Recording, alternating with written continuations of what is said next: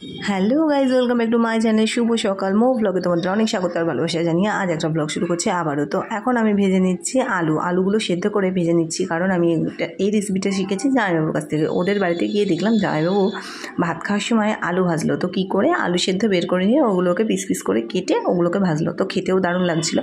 তো আমিও একটু ট্রাই করে নিলাম।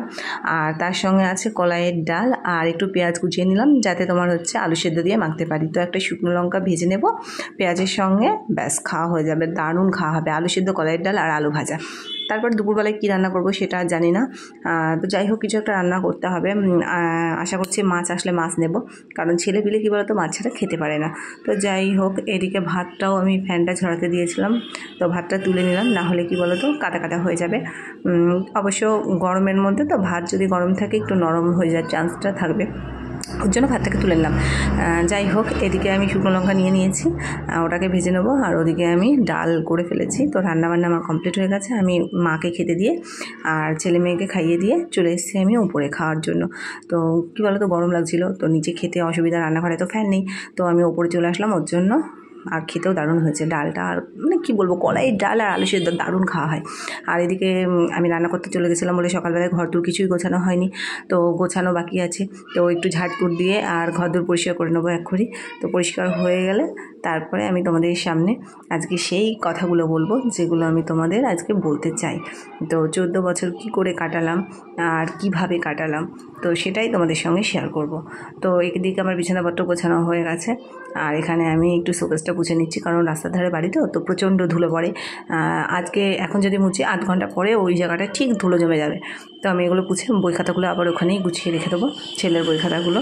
তো আমার গোছগাছ কমপ্লিট হয়ে গেলে তোমাদের সামনে আমি সেই কথাগুলো বলবো যেগুলো আমার মনে এতদিন চাপা ছিল। তো এই দেখো আমার ঘরদোর গুছিয়ে রাখা হয়ে গেছে, ঘরদোরে ওখানে বই খাতা রেখেছি, এদিকে আল্লাহ জামাকাপড় ভাঁজ করে দিয়েছি আর চেয়ারে কিছু জামাকাপড় রেখেছি। ঘরে খেয়ে সব কাজকর্ম গুছিয়ে এই সবে মাত্র বসলাম। তা এতক্ষণ দেখলে রান্নাবান্না করলাম, প্লাস সবাইকে খেতে টেতে দিয়েছি, সেটা তোমাদের সঙ্গে শেয়ার করিনি। তো আজ একটা কথা তোমাদের সঙ্গে শেয়ার করব, যেটা অনেক মেয়ের জীবনের অনেক দুঃখ থাকে। তো দুঃখ বলবো না, পরিস্থিতি বলবো। দুঃখ ঠিক নয়, এটা একটা পরিস্থিতি। তো একজনে কমেন্ট করেছে 14 বছর একটা ঘর নিয়ে কী করে কাটালেন।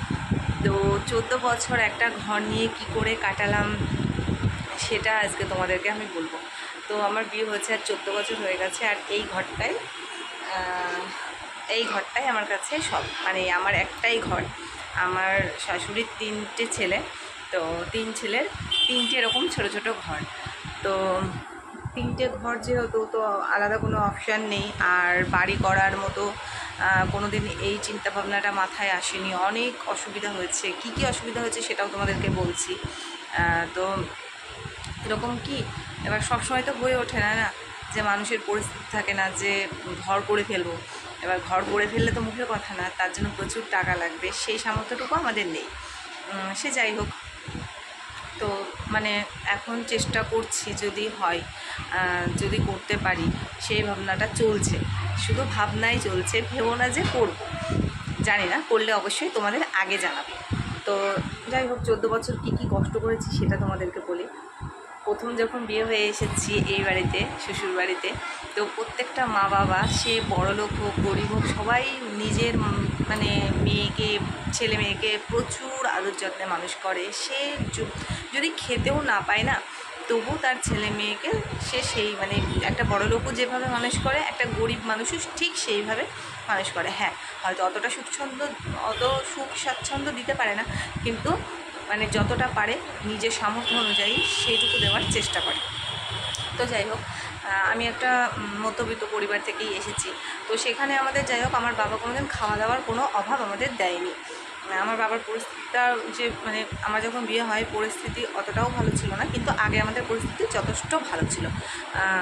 আমার বাবা ব্যবসা করতো ভুসিমালের, তো যথেষ্ট ভালো ছিল, খাওয়া দাওয়ার কোনোদিন কোনো অভাব হয়নি। শ্বশুরবাড়িতে এসেও কোনোদিন খাওয়ার কোনো অভাব হয়নি। আমার হাজব্যান্ড যথেষ্ট ভালো, কিন্তু ওই কী বলো তো, বাইরে থাকে যেহেতু, তো আর আমিও কোনোদিন চাপ দিয়ে কিছু বলিনি যে আমার এরকম অসুবিধা হচ্ছে বা তোমাদের বাড়িতে এরকম মানে সবাই 3 যা মিলে থাকতে একটা ঘর, সেরকম কোনো দিন জেদ করিনি বা বায়না করিনি। তো ওর জন্য এতটা মানে ওকেও স্ট্রেস নিতে হয়নি, যেভাবে কেটেছে কাটুক। তো একটা ছেলে ছিল প্রথমে হয়ে যেত, কিন্তু এখন মেয়েকে নিয়ে অসুবিধা হয়।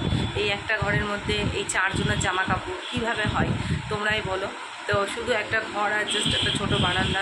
হ্যাঁ, সবাই আবার এটাও বলতে পারো এটাও বলতে পারো যে তোমার হচ্ছে অনেকের তো ঘর থাকে না। হ্যাঁ, অনেকের ঘর থাকে না, কারণ আমি সেটা বলছি না, কি বলো তো। এবার যখন আমি জানি যে অনেকে মাথার ঠাঁই পায় না, আবার অনেকে আছে এরকম টিনের ঘরে ব্যবস্থা করে আছে। সবার সব রকম পরিস্থিতি সামলে নিজেকে মানে পরিস্থিতির সঙ্গে মানিয়ে নিতে হয়। তো আমরাও এরকম কিছু কষ্ট করেছি, যেটা শুনলে তোমাদেরও খুব হয়তো খারাপ লাগবে, আর আমার নিজেরও খারাপ লাগতো। তো তখন কী বলবো, এতটা খারাপ লাগতো, হয়তো চোখে জল চলে আসতো যে বাপের বাড়িতে কোনো মেয়েকে হয়তো এই কাজগুলো কোনোদিন করতে হয় না। সে গরিব হোক বড় লোকদের তো করতে হয় না, আর গরিব লোকদেরও করতে হয় না। তো আমরা 3 যা ছিলাম কী করতাম, আমাদের বাথরুমের কুয়ো যখন বোঝাই হয়ে যেত, তখন আমরা 3 জনা পালি করে প্রত্যেক দিন ওই মলটাকে ফেলতাম হাতে করে। মানে একটা মালুই নিয়ে, আজ থেকে 5 বছর আগে এরকমই করেছি, প্রায় 1.5-2 বছর টানা করে, হয়তো 1-2 বছর মানে 1-2 বছর টানা করেছি এরকম। মানে আমাদের যে রোগ হয়ে যায়নি, এটাই একটা বড় বিষয়। যে কাজগুলো ম্যাথরের কাজ, কিন্তু ম্যাথরকে ছোটো করছে না, কোনো কাজই ছোটো নয়, যে যার পেশা নিয়ে থাকে। তো বুঝতে পারছি যে কতটা কষ্ট হয় ওদের এই কাজগুলো করতে, তাই না? তো আমরাও একটা বাড়ির বউ হয়ে, কারোর সন্তান হয়, তো খুব কষ্ট হতো যখন ওই মলগুলো ফেলতাম। সবাই বাথরুম করতো আর আমরা 3 বউ মিলে ওরকম ফেলতাম। তো কিছু বলার নেই, অনেকের এরকম পরিস্থিতি হয়তো কাটিয়েছো, কেউ হয়তো সেটা আনতে পারছে না মানে সামনে। তো সেটাই বললাম যে 14 বছর কীভাবে কাটিয়েছি। তো এই ঘরটা তো খুবই সামান্য ব্যাপার, মানে আমরা যে কাজগুলো করছি সেটা একটা অন্যরকম বিষয়। আর এই ঘরটা আমার কাছে খুব প্রিয়, ছোটো হলেও। যে ঘরে আমি বিয়ে করে এসেছি সেই ঘরটা অবশ্যই আমার কাছে প্রিয় হবে, সবার কাছেই প্রিয়। তো এটাই হলো আমার জীবনের গল্প। আর কি ভাবনা চিন্তা করি, তারপরে তোমরা পাশে থাকলে, তোমাদের সাপোর্ট থাকলে অবশ্যই একটা রাস্তা বেরোবে। যাই হোক, তো তখন খুব খারাপ লাগতো যে এই কাজগুলো আমাদেরকে করতে হচ্ছে।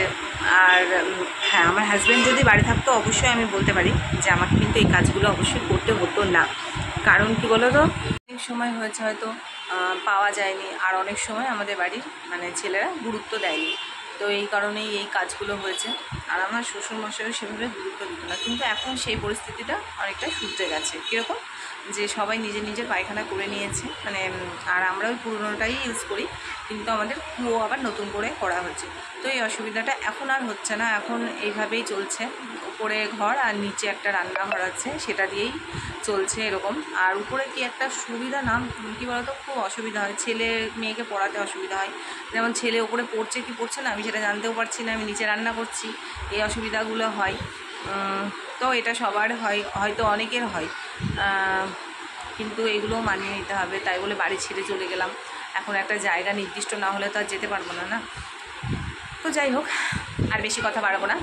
তো 14 বছর আমি এইভাবে কাটিয়েছি। এখন ইচ্ছা আছে একটু অন্যরকমভাবে কাটানোর, তোমরা সবাই সাপোর্ট করো যদি অন্যরকমভাবে কাটাতে পারি। আর কিছু বলার নেই, সব মেয়েদেরই স্বপ্ন থাকে একটা ভালো কিছু করার, একটা ভালো ঘর হোক। আমারও স্বপ্ন আছে, স্বপ্নটা যদি পূরণ হয় তাহলে বেশি খুশি হব। তো যাই হোক, পূরণ করার চেষ্টা করতে হবে, আশা ছাড়লে হবে না। আশা যতদিন থাকবে ততদিনই স্বপ্নও থাকবে। তো যাই হোক, আজকের ব্লগটা অনেকটাই বড় হয়ে গেল, হয়তো বেশি কিছু আর বললাম না। তো সবাই ভালো থেকো, সুস্থ থেকো, আর নতুন ব্লগ নিয়ে আসছি। আর যদি ভিডিওটা ভালো লাগে অবশ্যই একটু লাইক, শেয়ার, কমেন্ট করো। আর যাদের ইচ্ছা হবে পারলে আমার পাশে থেকো আর সাপোর্ট দিও। টাটা।